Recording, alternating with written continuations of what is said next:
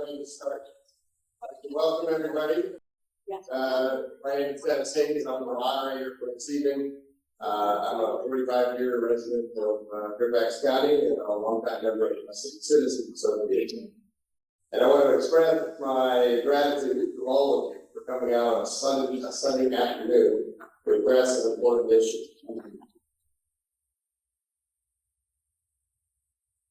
And I'm going to start by noting that this issue that we're facing is not a new one.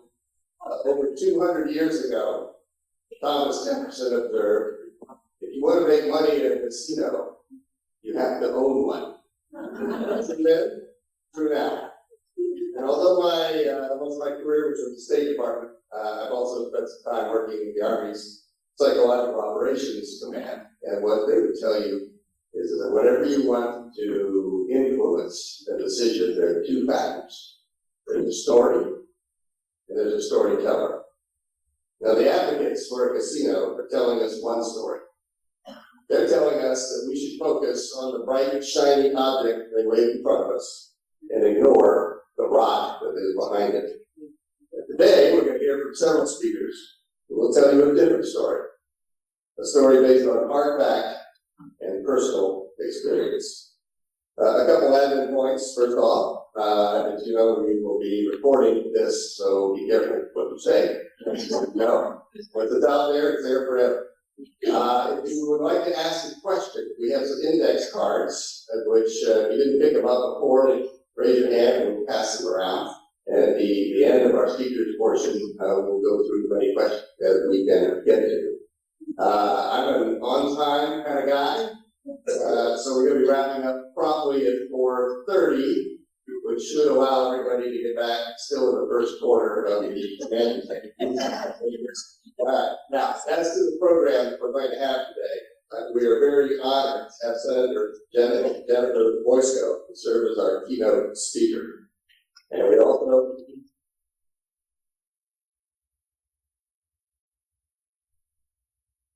Don Dunn, who's going to share personal experiences with a gambler in the family.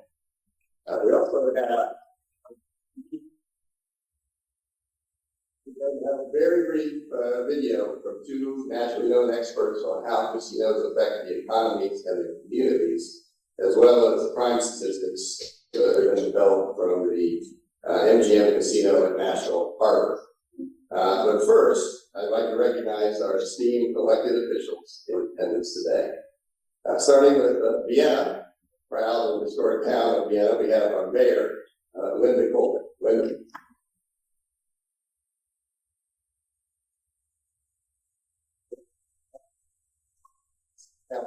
Town council, Chuck Anderson.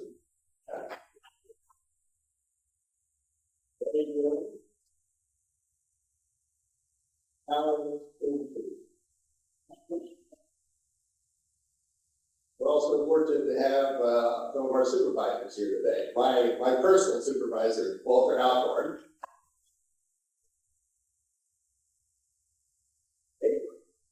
Supervisor Jimmy German.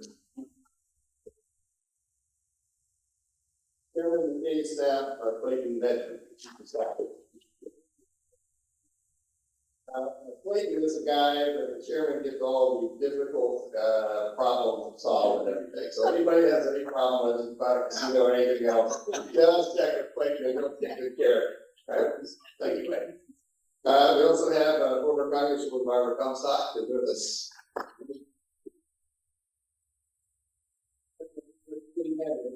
Chairman of the Supervisor.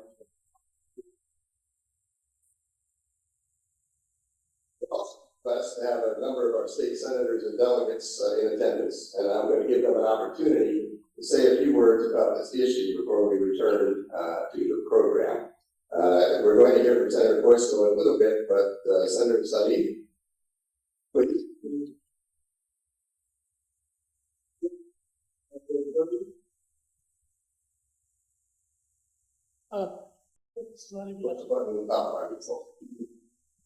There we go.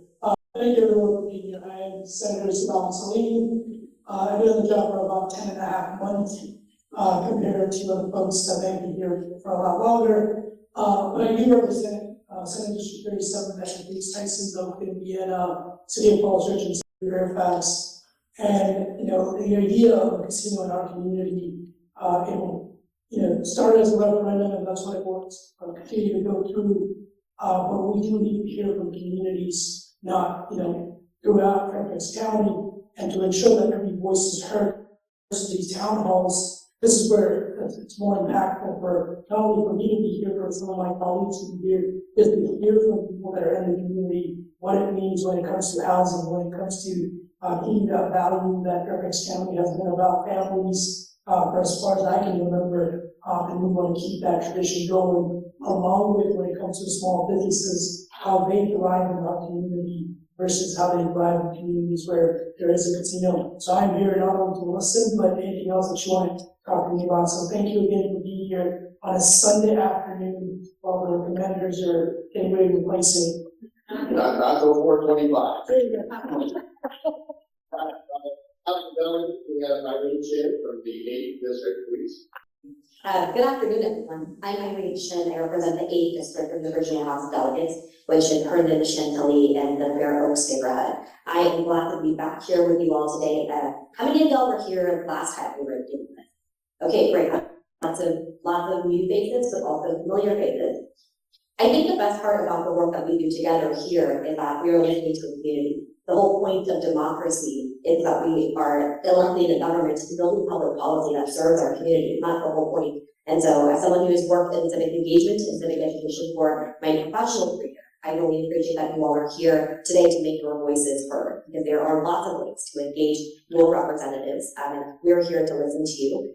Since the start of this fight, it started sort of further west than where it is right now. It started out with rumors about an attempt to build a casino in Reston. And since then, I've been pretty vocal about my opposition to this. And really, that primary opposition comes from the fact that the communities who are going to be most impacted by the establishment of this have vocalized their opposition to it. And so I'm glad that you all are here to make your voices heard and to be a part of this fight. Thanks for including me here, and I look forward to continuing to hear from you all. Thank you.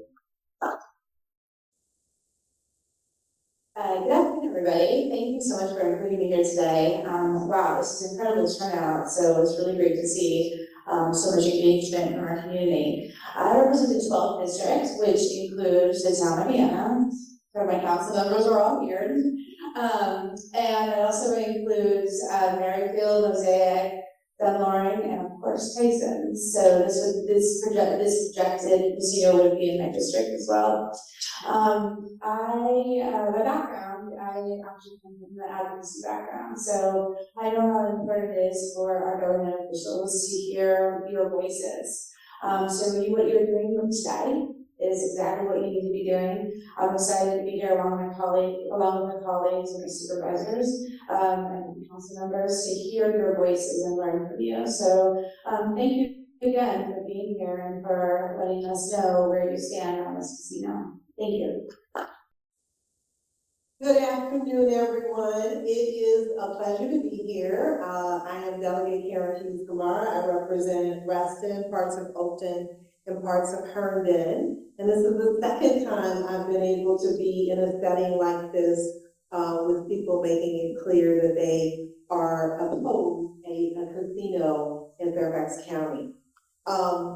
What I wanted to say today is I really think it is, first of all, important to listen to the community, but as a former planning commissioner in Fairfax County, I know that there are folks who spend a lot of time planning for what is best through the process of listening, through the process of best practices, and developing a comprehensive plan. The last time I checked, there was no casino on it. So obviously this is a good start, that people are expressing their opinion. I truly believe that this is a local decision. That's why local planning takes place. But this is really just the beginning. The folks that are advocating for this are obviously pushing for this to become a state decision. I disagree with that. I don't believe that people from different parts of the county or the state should make a decision for a particular community. That I encourage you to carry to your state representatives and everyone in the state legislature. I have said it in our caucus meetings ad nauseum. And I think that they would like to hear from you. So I encourage you to buckle up, be ready for this process, to make sure that you are heard, that the needs of your community are understood. And that's the democratic process that I believe we all signed up for. And so thank you for this opportunity to participate. Now it's both a pleasure and an honor to introduce our keynote speaker. A longtime urban resident, Jennifer Boysko, has a history of bringing people together to get things done. First elected to the Virginia State Legislature in 2016, she has worked on addressing issues and problems ranging from educational funding, healthcare access, and efficient transportation. Senator Boysko represents a district that may be directly involved in the decisions that will flow through what we're talking about today. And she serves as one of the most vocal opponents of the casino in Texas. That's an applause. Member of the Senate Finance and Appropriations Committee, where, thanks to her efforts, the casino bill was deferred into the next legislative session. So it's my pleasure to introduce Senator Jennifer. Well, first I'd like to thank everybody for taking the time to come and be here. We know that this community is civically engaged and engaged in our democratic process. And on a day, 10 days before the presidential election, to have this size of a group are in strong opposition to a proposal in their own community, that does matter. Historically, we do not put a project in a brand new senator's community when they have said, nobody in my community wants this. We listen to that senator. We respect the community, and we certainly, I do not go and try to push something in someone else's community that doesn't want it, and we ask for the same grace and consideration to all of our colleagues. But it's going to take you all also speaking up again, not only to the Board of Supervisors, who many of whom are here right now, and I'm so grateful that Walter Alcorn, Jimmy Bierman, and the Chief of Staff of Jeff McKay are here. It really speaks a lot that you all are listening to your voters and to your residents, and I want to say thank you for that because it does matter.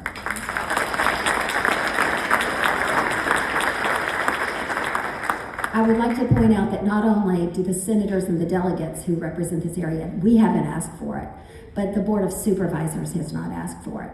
In every other instance of a casino being granted in a community, it has been the community has come forward and said, this is what our people want, whether it's the city of Richmond, Portsmouth, Norfolk, Danville, or Bristol. Their leaders have come and made a formal request to the General Assembly to ask for the authority to have a casino. This has not happened once. It hasn't the second time it came through, and it is not happening now. There is no letter requesting it. And you need to keep reminding my colleagues that when you speak to them. So, what are some of the other things that we need to make sure that you all do? And I know we're going to have it, the entire meeting is about that, but I'd just like you to keep in your mind, not only should you and your neighbors sign a petition by the no casino group that we have here today, but I want you to make your own letters and send them to the Board of Supervisors and to the General Assembly members. I want you to make your own phone calls to the Board of Supervisors and to the General Assembly members. And I want you to make certain that you join the efforts to attend the public committee meetings where the bill will be heard in the General Assembly, both in the General Laws Committee and in the Finance and Appropriations Committee. In person. You want to be there with your red shirts on. You want to be able to stand up and say, not on our watch, we don't want this. We want hundreds of people to show up because your voice matters.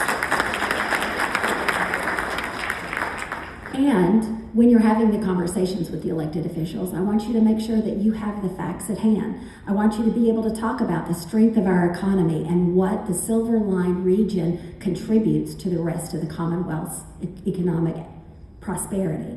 I want you to be able to talk about the careful planning that the Silver Line corridor underwent and how it was not in the vision statement for anyone that we would have a casino in that community. And I want you to be prepared to talk about how many years we've been working on making a livable, workable community here in northern Fairfax County, specifically around the Silver Line, because many of my colleagues who are making these decisions, who live in other parts of the Commonwealth, have no idea what it's like to live here. They have no idea. It's like a different state almost. And I respect if another part, you know, in Danville, when they wanted a casino, they wanted it to build their economy. That's not the case here. We want to be able to communicate that effectively so that people understand that perhaps it might go in another place if that community wants it. So thank you so much for, again, taking the time to be here. You all are civically engaged. You could be out working on the election. You could be enjoying a beautiful autumn day in your yards, but you chose to come here. You chose to use your voice. You chose democracy, and we will stand with you. I just want to thank you so much for everything that you all are doing. Thank you.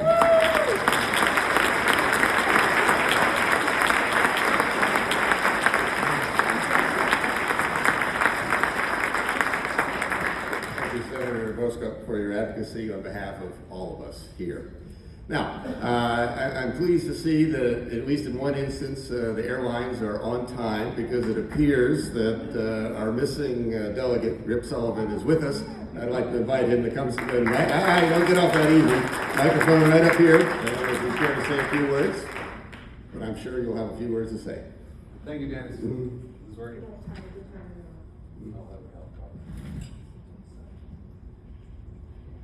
Push it up. Yep. How's this? Perfect. Dennis is right. Thank you, American Airlines. I apologize for being a little late. Beth and I were in Boston and just flew in. We were having a party celebrating the imminent arrival of our 6th grandchild. So, not that my priorities are out of sync. My presence was required there first. Thank you, Jennifer, for putting this together. Thank you for my colleagues. I don't even know whether you all have had a chance to speak yet. Great.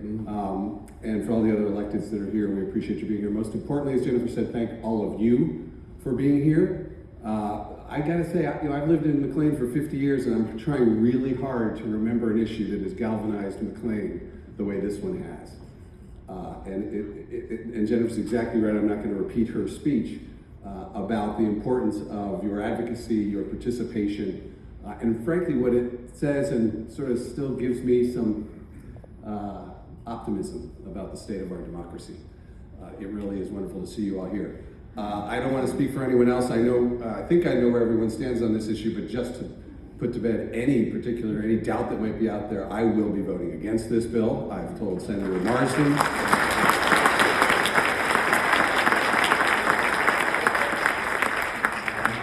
I've made that clear to Senator Marsden and the other legislators that are thinking about pushing it. Whether a casino somewhere else in Virginia is a good idea is someone else's business, but putting one here in Tyson's Corner is just not the right thing to do.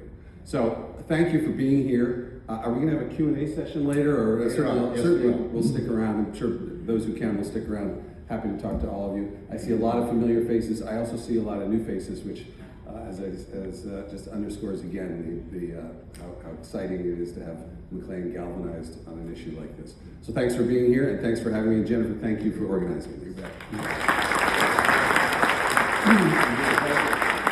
Okay, now we're going to have a brief video from two renowned experts on the issue of how casinos affect communities, and also we'll receive some updated crime.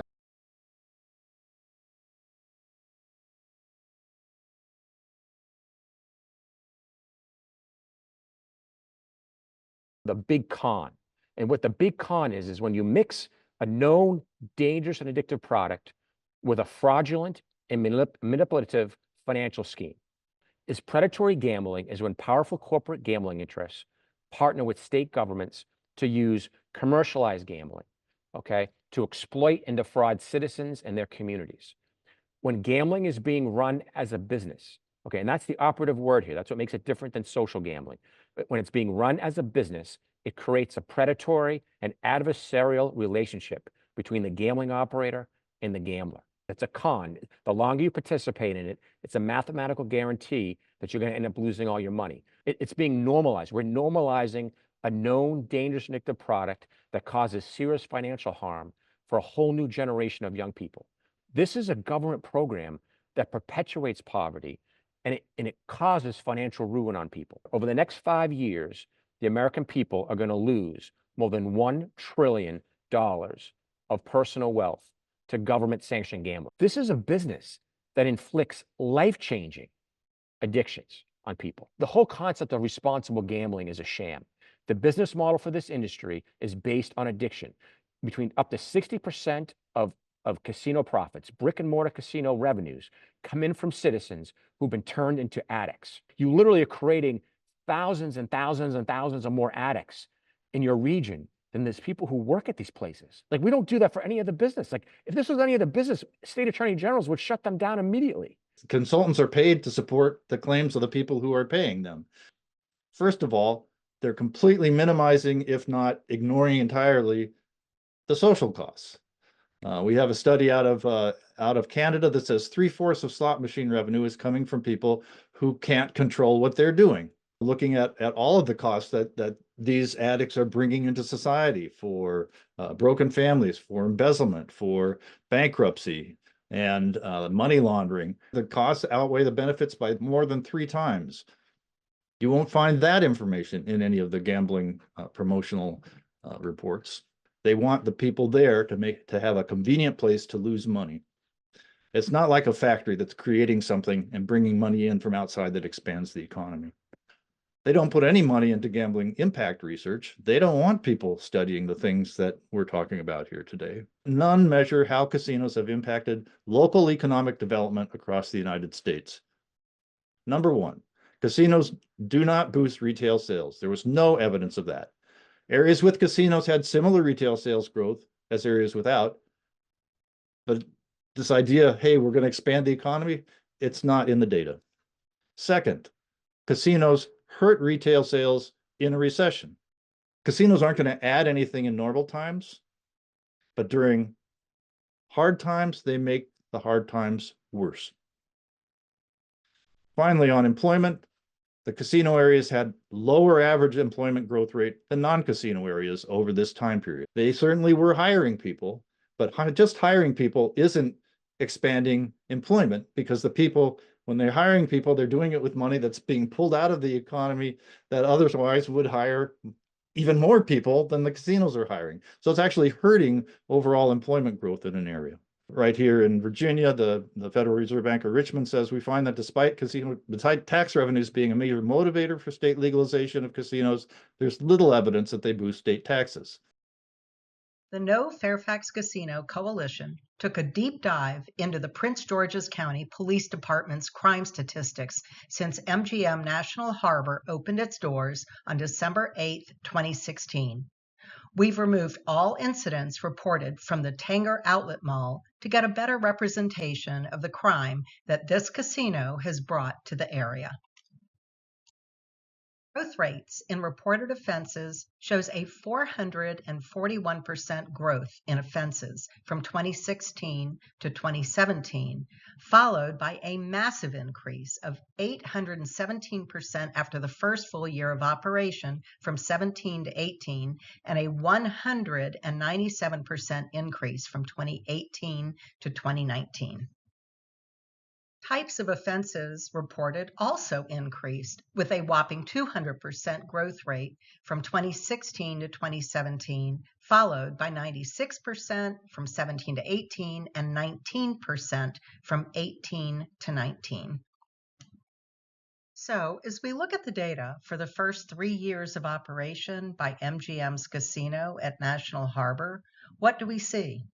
An alarming 14,641% increase in the number of offenses and a 600% increase in the variety of offenses reported, from simple assault and sex offenses to DUI, drugs and narcotics, theft, carjackings, prostitution, sexual assault, and weapons violations. This is data that sheds serious light on the topic of casino-related crime and deserves your serious consideration. Okay, the next question we have concerns a referendum. Why not have a referendum and let the people decide whether they want a casino? And I'm going to turn to Senator Boysko, perhaps to first attack that question. You can come right on up. Yeah, I appreciate that. I think I talked about this at the beginning. Fairfax County did not request the authority to have this referendum. In every other instance where we have given the authority for a referendum for a casino, it has been the local government who has come to the General Assembly and made that official request formally. That has not taken place. Therefore, there is no need for us to have a referendum. Beyond that, yeah, I'll just add to that, and this is my personal observation on a referendum, because some people have said, well, what's the harm in having a referendum? Other places have had them, and I think it's really important to understand the context in Virginia. When there was a referendum, there have been 2 referendums in the city of Richmond. Both of them went down. I believe it was $8 million plus spent on each of those referendums. Yeah. The important thing to understand about campaigns in Virginia is we do not have campaign finance limits. There is no limit on how much money anybody could spend on a referenda. There's no limit on how much money somebody could give to a political candidate. And frankly, I think having a referenda in Fairfax County would be very, very bad for our politics. We have a, thank you. That was not an applause line, but thank you for applauding. We have a tradition in Fairfax County that really goes back to the 1960s when Fairfax County reorganized after there was scandal and government officials went to jail. Since then, we have had a strong tradition in Fairfax of clean local government. Okay, this does not put us in that direction. This puts us pointing in a different direction where I don't want to go. Campaign finance limits are really, I would say, the gasoline that's feeding this whole thing. If we actually had limits on campaign finance contributions, I don't think we'd be having to have this meeting. So, thank you. Thank you.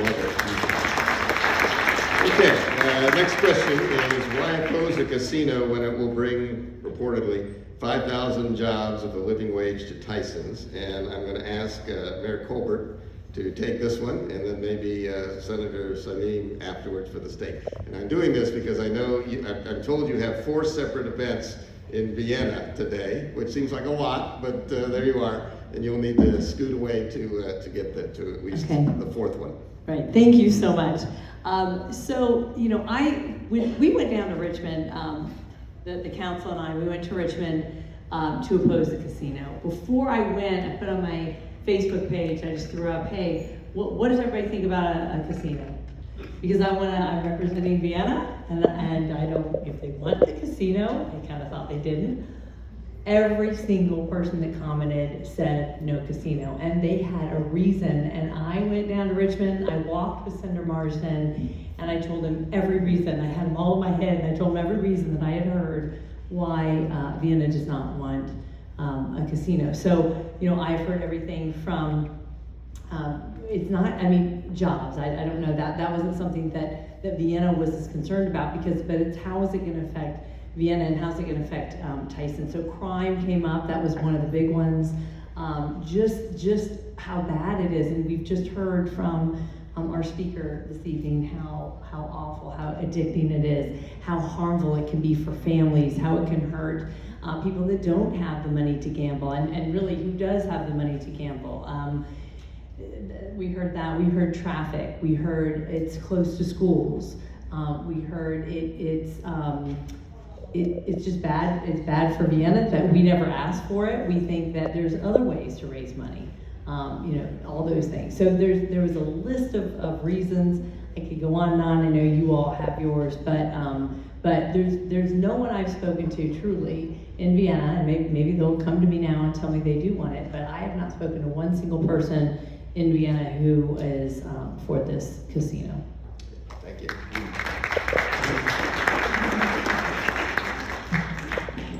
I will say I agree with the mayor and everything she has said, and when the casino bill went out, immediately I, along with my colleague Jennifer Boysko, we sent out a letter saying we will oppose it and we will continue to do that.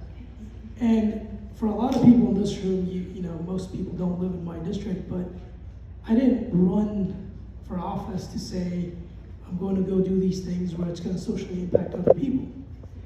Years ago, and I thank the supervisors that were there, when my family moved here, you look at Linda Smith, you look at Chairman Bulova, those are the people, and Jerry Conley, and maybe Kate Hamley when she was at the supervisors, they did something that was amazing, was that they put housing for low-income families that needed it. So when my family got here, we were homeless.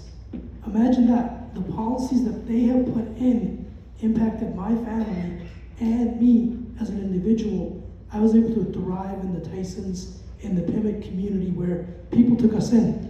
And what I mean by that is that they took us into their basements and said, you can live with us until you get affordable housing, until the county programs can push through and do that. When we heard from Don Zarin and his dad, that should never have happened. It was a series of events that took place that led to those events, and the similar story that happened in my family. Why would I support something where we put in policies right now that could impact kids in the future, 10, 20 years from now? That is how I see it. That's why this is a lot more personal to me. It's not for me to say, hey, look, it's great, we'll get millions of dollars in tax revenue.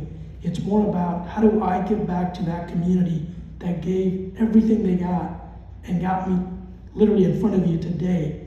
That is why it's a lot more personal to me. That is why it's no longer about the let's get the instant gratification of the, I don't remember the millions of dollars that they said we would get in taxpayers or actually gambling taxes.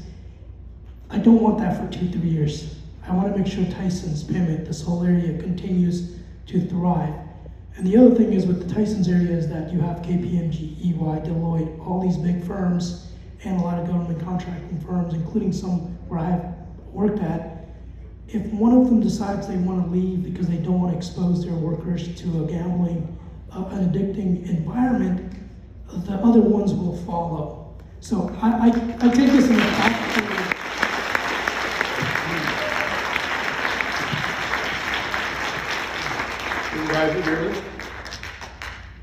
I have a question for you coming up too, so when you finish with So Saddam kind of stole my thunder with the last comment right there, but I just want to answer the question directly. Ask it again. Ask the question you just asked again. I've got 50 pieces of paper and you're asking me to Well, the question was, why do you oppose 5,000 new jobs? Yeah. The answer is I don't oppose 5,000 new jobs, but this is not a plan to get you 5,000 new jobs.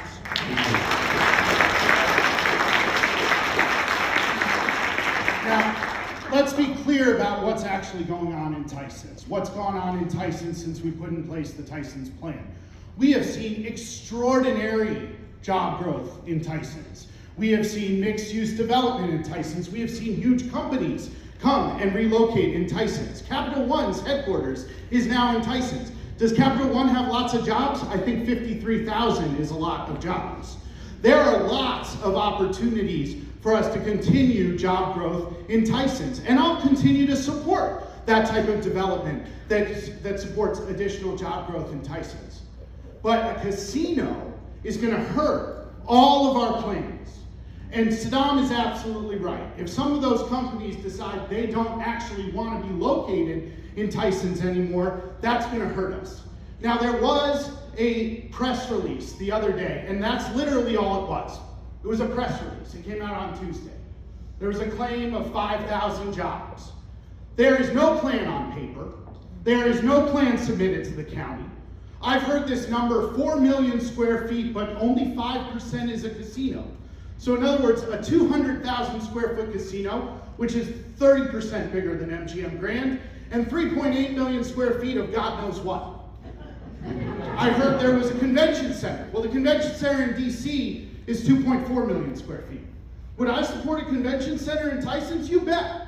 You bet. Would I support some more hotels in Tysons? Sure. Would I support more workforce and affordable housing in Tysons, building on what we're already doing? You bet. In fact, I'm the person who, when a labor union called me and said, you should not oppose this plan, I said, no, I have to because I need more workforce and affordable housing in Tysons.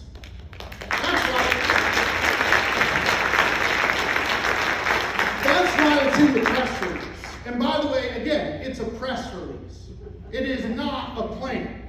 So saying, why do you oppose 5,000 jobs? I don't oppose 5,000 new jobs.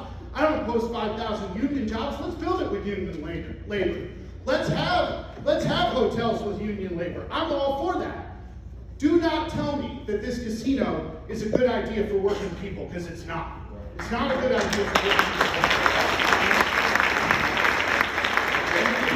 It's not a good idea for Tysons. Thank you. All right. Now, as I said, just stay right there, because the next question here now, I want to know, we advertise this meeting as PG-13, so I'm not gonna say some of the words that are on the form here, but the question is, why hasn't the blank, blank, blank Board of Supervisors taken a firm position on this issue as of yet?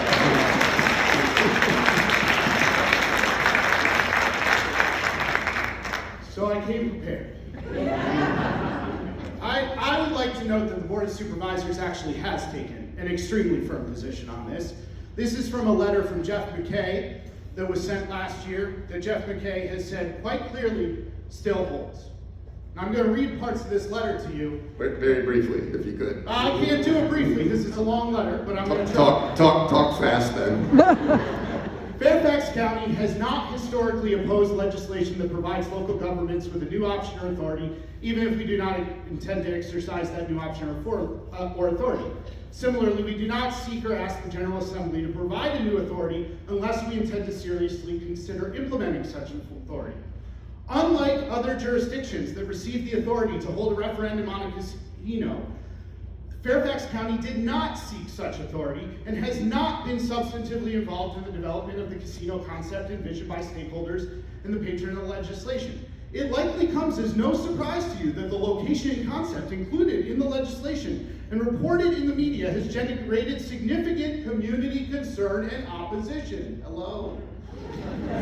Furthermore, since a community engagement process was not conducted prior to the bill, and still hasn't been conducted, being introduced as it was in other jurisdictions, we believe that the bill in its current form is likely to result in strong community opposition to a future referendum.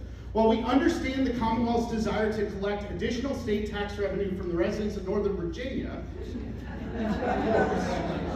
we do not believe our residents would accept the tax revenue share prescribed in the current statute and in the pending legislation. As law stands today, the Commonwealth will receive over 70% of gaming tax revenue generated by Fairfax County Casino. This is especially relevant given the fact that the location outlined in the bill has the potential to generate significant local tax revenue without a casino. A stated rationale for the legislation is the need to revitalize Tysons. While the COVID-19 pandemic and subsequent shift to remote hybrid work has, of course, impacted Fairfax County's commercial office market, we feel the need to emphasize that Tysons, and especially the Class A office space in close proximity to Tysons' 4 Silver Line metro stations, continue to thrive. Tysons continues to attract new corporations and create new jobs. Tysons has a blossoming entertainment district anchored by Capital One Hall, a premier performing arts venue, and a state-of-the-art baseball stadium. Look, Perhaps we can post the letter. I got it. Folks, listen to me. Anybody who says that the Fairfax Board of Supervisors is saying yes to this, look, she let you down easy, but she doesn't want to go to prom with you. Period. So no, the Board of Supervisors is not currently in support of this, and I'm going to do my best to keep it that way. Thank you.